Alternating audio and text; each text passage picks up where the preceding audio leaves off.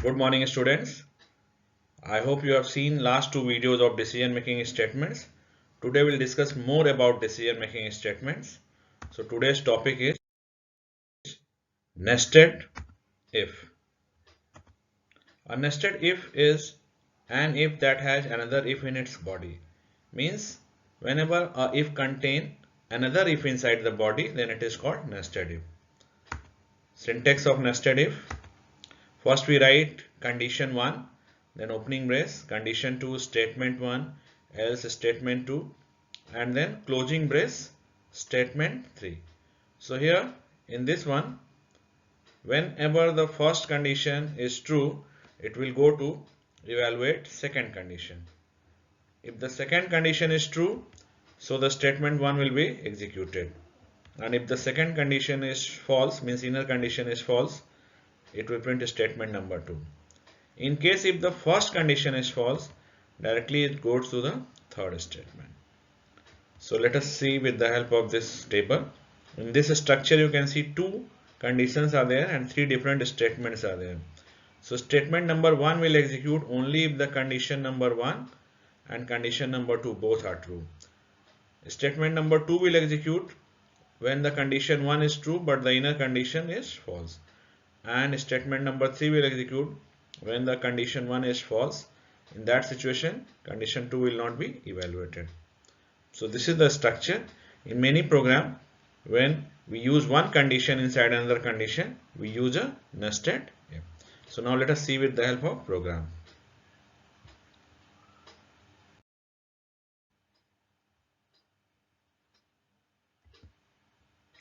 Write a program to accept three angles and check whether it can form a right angle triangle or not.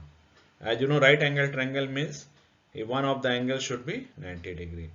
So class check void main int a, int b, int c. We can take three arguments. Then firstly we'll check the validity of the triangle. If a plus b plus c is 180 and all are positive, all the angles are positive, that means the triangle can be formed. Now if any one of the angle is 90, that means either a is 90, b is 90 or c is 90, so we can say it can form a right angle triangle. Suppose if the inner condition is false, it means a triangle is possible but it cannot form a right angle triangle because none of the angle is 90 degree.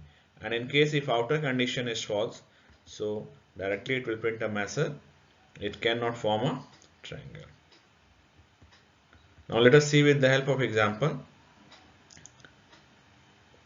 If angle 1 is 50 degree, angle 2 90, angle 3 40, you can see the sum is 180 and 1 is 90 degree, so the output will be right angle triangle.